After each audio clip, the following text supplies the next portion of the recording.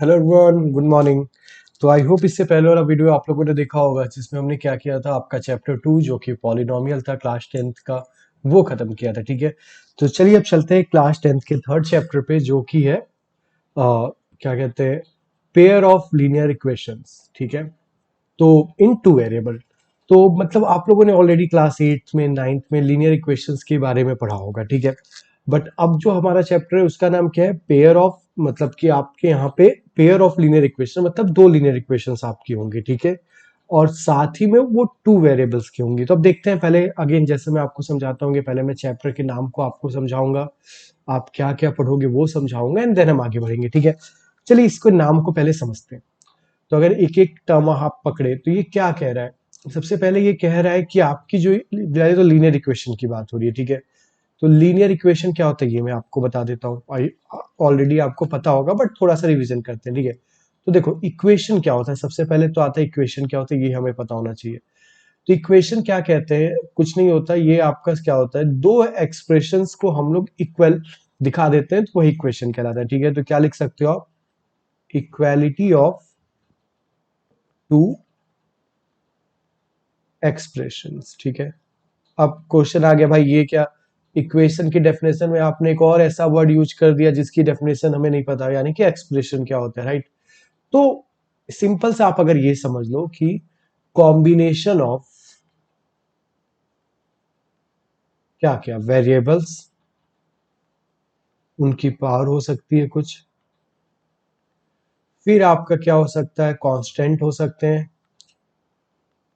फिर आपका ऑपरेटर हो सकते हैं।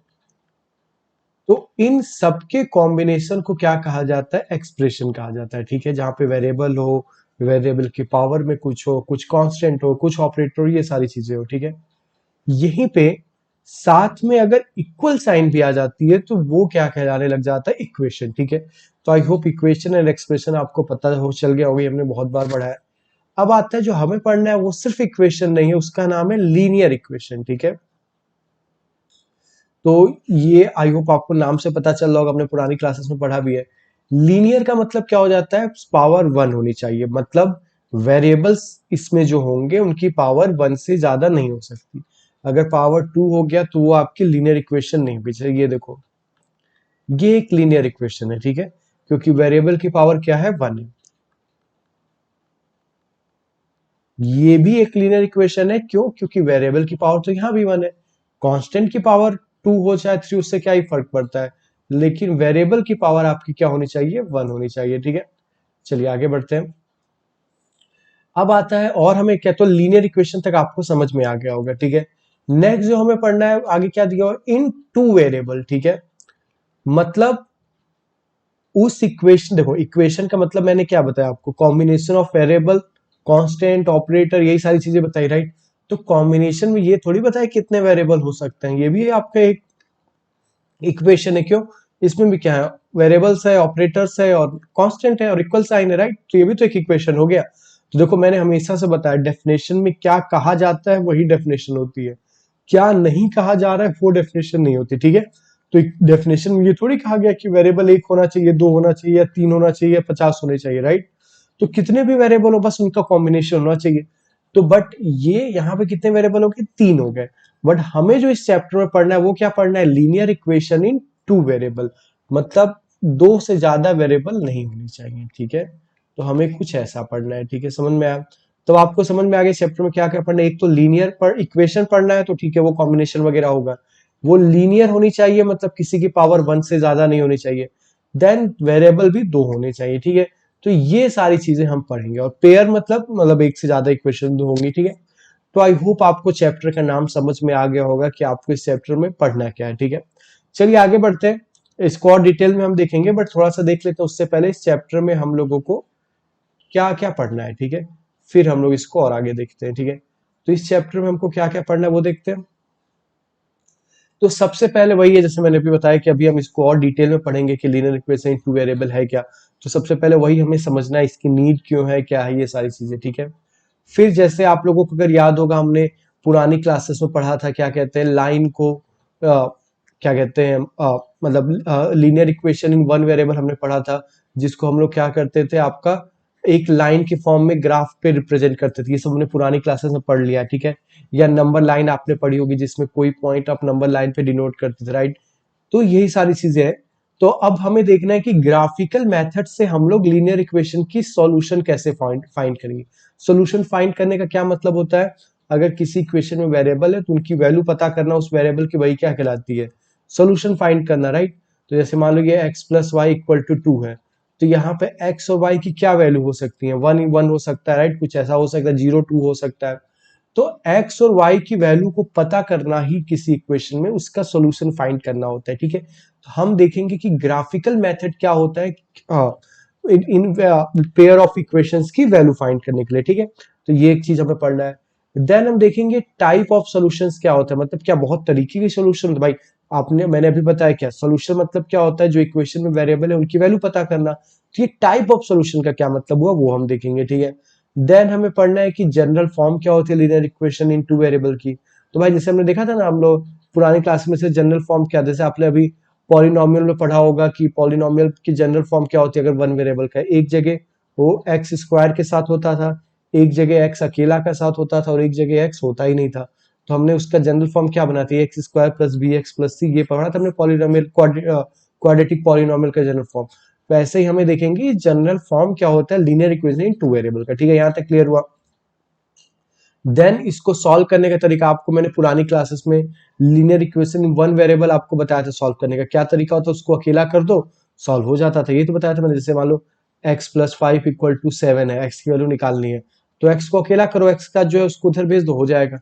तो अब यहाँ पे तो x plus y equal to 2 है, अब यहाँ कैसे सॉल्व करें, यहाँ तो दो दो वेरिएबल है, वहां तो एक ही वेरिएबल होता तो उसको आप अकेला कर देते थे, बट यहाँ पे मल्टीपल वेरिएबल है तो कैसे अकेला करोगे, राइट। तो इसलिए इसको सॉल्व करने के दो मेथड होते हैं, एक को कहा जाता है सब्स्टिट्यूशन मेथड, दूसरा क्या कहलाता है, एलिमिनेशन मेथड। तो ये दोनों मेथड हमें देखना है, ठीक है। बहुत इंपॉर्टेंट चैप्टर है क्योंकि इक्वेशन सॉल्व करना हमेशा आएगा, आप चाहे फिजिक्स पढ़ो, केमिस्ट्री पढ़ो, मैथ पढ़ो, कॉमर्स ले लो, कुछ भी ले लो, इक्वेशन सॉल्व करना आपको हमेशा मिलेगा, उसकी नीड आती रहेगी, ठीक है। तो हम ये सब देखेंगे अभी कैसे सॉल्व करते हैं, इस चैप्टर में क्या क्या पढ़ेंगे, तो यही सारी चीजें हमें इस चैप्टर में पढ़नी है। तो हम लोग चलिए सबसे पहले अगेन स्टार्ट करते हैं आपका पहला टॉपिक जो linear equation in two variable, इसी को समझते हैं, ठीक है। देखिए अगर आपको याद हो, जैसे थोड़ा सा इसको विजुलाइज करने का ट्राई करो कि ये कुछ नया चीज नहीं है। जैसे मान लो आपने 9th में पढ़ा होगा linear equation in one variable, तो मैंने आपको बताया भी होगा या आपको किसी और टीचर ने भी बताया होगा कि अगर आपको कोई चीज अननोन है, आपको पता नहीं है, तो आप ये सब यूज करके आप उसकी वैल्यू पता कर सकते हो। जैसे फॉर एग्जाम्पल मैं बोलूं कि इसकी एज मेरी एज से 5 ईयर्स बड़ी है, ठीक है, और हम दोनों की एज का सम मान लो 20 है, तो हम दोनों की एज बताओ, ठीक है। तो ऐसे क्वेश्चंस आप लोगों ने क्लास 8 9th में लगाए होंगे बहुत सारे, राइट। मेरी इसकी एज को आप x मान लो, तो मेरी एज इससे ज्यादा हो जाएगी, x प्लस 5 हो जाएगी। फिर हम लोग क्या करेंगे, दोनों का सम 20 दिया तो x प्लस 5 इक्वल टू 20, यहाँ से x की वैल्यू निकल जाएगी, फिर x प्लस 5 कर दोगे तो दूसरी की एज आ जाएगी, राइट। तो ऐसे टाइप के क्वेश्चन हमने बहुत सारे लगाए, यहाँ तक समझ में आ रहा है। तो कहोगे सर जब ऐसे क्वेश्चन लगा लिए हैं, एक ही वेरिएबल से काम खत्म हो जाता था, तो फिर यहाँ पे दो वेरिएबल लाने की क्या जरूरत थी। तो कहो बात सही है, ऐसा कुछ नहीं है कि एक ही दो वेरिएबल की हमें हमेशा नीड ही है, राइट। आप ध्यान से समझना कि मैं क्या बता रहा हूँ। जैसे फॉर एग्जाम्पल अगर ये बोले एक नंबर है जिसमें 5 जोड़ने पे 20 आ रहा है, ठीक है, तो एक नंबर है x, इसमें 5 जोड़े तो 20 आ गया, ठीक है। तो क्या आप नंबर बता सकते हो, तो हाँ सर बता सकते हैं। तो देखो ध्यान समझना, ये बता सकते आप उसको अकेला करके बता दोगे, 15 ऐड करने पे आ रहे हैं, ऐसे भी आप बिना सॉल्व किए भी बता लोगे। बट ध्यान से समझना यहाँ पे कितनी चीजें अननोन थी, तो कहोगे सर एक ही चीज अननोन थी, वो नंबर जिसमें 5 जोड़ना था। मैंने कहा बात सही है। और इन्होंने आपको दिया कितनी, मतलब रिलेशंस कितने दिए थे, एक ही रिलेशन दिया था सर कि उसमें 5 जोड़ दोगे तो 20 आ जाएगा, राइट। तो ध्यान से अगर देखो तो अगर एक अननोन था तो रिलेशन भी आपको कितना दिया था, एक ही दिया था, समझ रहे हो। अब देखो रिलेशन का मतलब अननोन मतलब वेरिएबल नहीं होता है कि आपने x मान लिया तो एक ही चीज अननोन है, राइट। जैसे समझ रहे हो, अननोन मतलब आपको कितनी चीजें नहीं पता। जैसे फॉर एग्जांपल मैंने अभी जो एज वाला एग्जांपल लिया था कि मेरी एज उसकी एज से 5 साल बड़ी है और हम दोनों की एज का सम 20 है, तो एज बताओ, ठीक है। अब ध्यान से इस एग्जाम्पल को समझो, आपने इसको माना तो एक ही वेरिएबल में, तो आपको देखने में तो लग रहा होगा कि एक ही चीज अननोन है, राइट। बट ऐसा नहीं है, यहाँ पे दो चीजें अननोन है, दोनों पर्सन की एज अननोन थी, राइट। अगर एक पर्सन की एज अननोन होती तो नोन होती आपको, तो आप दूसरे का तो x+5 करके आराम से निकाल लेते, राइट। पर आपको पता तो नहीं है ना, आपको दोनों की एज अननोन थी, इसलिए इसने यहाँ ध्यान समझो, यहाँ 2 अननोन थे। पहले ये चीज आपको क्लियर हुई कि आपको दोनों पर्सन की एज नहीं पता थी, तो दो चीजें अननोन थी, ठीक है। वेरिएबल आप कितने मानते हो, it's up to you, it doesn't matter कि आप 2 वेरिएबल मान लिए तो आपकी 2 चीजें अननोन हो गई, नहीं। आपने एक माना तो एक हुई, ऐसा भी नहीं है। आपने माना तो एक ही चीज है, बट एक्चुअल में ये 2 चीजें अननोन है, ठीक है। बट रिलेशन कितने दिए थे, ध्यान से समझो, तो 2 रिलेशन भी दिया था। कहोगे कैसे सर? तो पहला रिलेशन दिया था कि एक की एज दूसरी की एज से 5 साल बड़ी है, ठीक है। और दूसरा रिलेशन दिया था कि दोनों की एज का सम 20 है, ठीक है। तो मतलब जितने आपके अननोन थे उतने ही रिलेशन दिया था। अगर यही वो नहीं देता तो आप नहीं कर पाते। क्योंकि सर ऐसा कैसे हो सकता है, कोई एग्जांपल दीजिए कि 2 चीजें अननोन हो और रिलेशन एक ही दिया और मैं आंसर ना बता पाऊं। मैंने कहा अच्छा चलो ठीक है, पता करते हैं। अब जैसे फॉर एग्जांपल छोटा सा एग्जांपल ले लेते हैं, बहुत बड़ा एग्जांपल नहीं लेते हैं। जैसे मान लीजिए अभी क्या दिया था कि उसकी एज मेरी एज से 5 साल बड़ी है, ये एक एग्जांपल ले लेते हैं, ठीक है। तो 2 चीजें अननोन है, दोनों की एज नहीं पता, राइट। आपसे बस इतना बोला उसकी एज मेरी एज से 5 साल बड़ी है, दोनों की एज बताओ। तो अब ये कैसे बताए? मान लो इसको मान लिया 5 साल तो ये 10 साल हो गया, इसको मान लिया 15 साल तो ये 20 साल हो गया, इसको मान लिया 25 साल तो ये 30 साल हो गया, राइट। समझ में आ रहा है आपको कि 2 चीजें अननोन थी और आपको रिलेशन दोनों के बीच में एक ही दिया हुआ था, तो आप आंसर तक पहुंच ही नहीं पा रहे हो। आप अपने अकॉर्डिंग कुछ भी सोचते हो, या मैंने ऐसे कह दिया x+y बराबर 20 है, x और y की वैल्यू बताओ। अब एक बच्चा बता दिया 10 10, मैंने कहा बात सही है। एक ने बता दिया सर 12 और 8, मैंने कहा तुम्हारी भी बात सही है। एक ने बोला 13 और 7, मैंने कहा तुम्हारी बात सही है। पर आंसर तो एक ही होना चाहिए ना, समझ में आ रहा है आपको? तो मतलब अगर 2 चीजें अननोन है तो एक रिलेशन से आपका काम नहीं हो सकता। वही अगर वो ये बोल दे कि x+y 20 है और x-y आपका 10 है, अब कुछ ऐसे आप करके आप अपना रिलेशन निकाल सकते हो। क्या हो सकता है?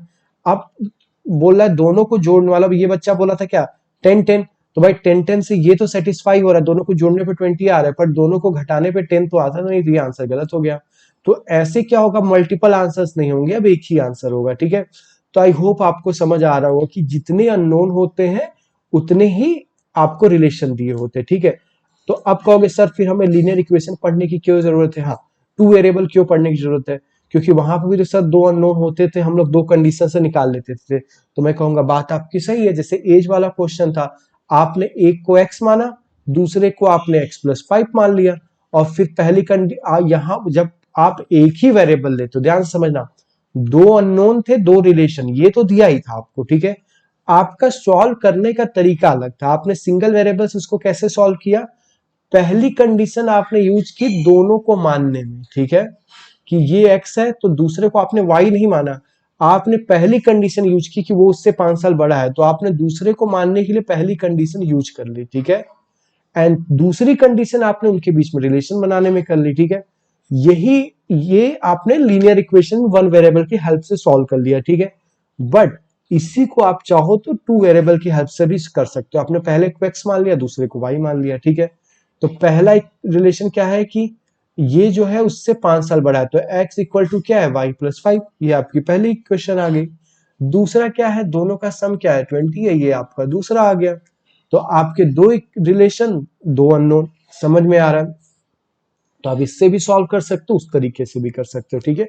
ये थोड़ा ज्यादा सिंपल है, क्योंकि अक्सर मैं कहूँ ना भाई मेरी सैलरी x है, उसकी मेरी सैलरी इतनी, उसकी y उसकी उतनी है, तो आपको तुरंत आप x और y मान लेते हो। ये मानना थोड़ा हमारे लिए आसान होता है, रादर देन कि मैं बैठ के वेट करूं कि जब वो बोले कि भाई मेरी सैलरी उसकी सैलरी से 5,000 बड़ी है, तो कोई अच्छा तो तुम्हारी x है तो उसकी x+5,000। तो ये थोड़ा सा हम वेट करना नहीं चाहते, राइट।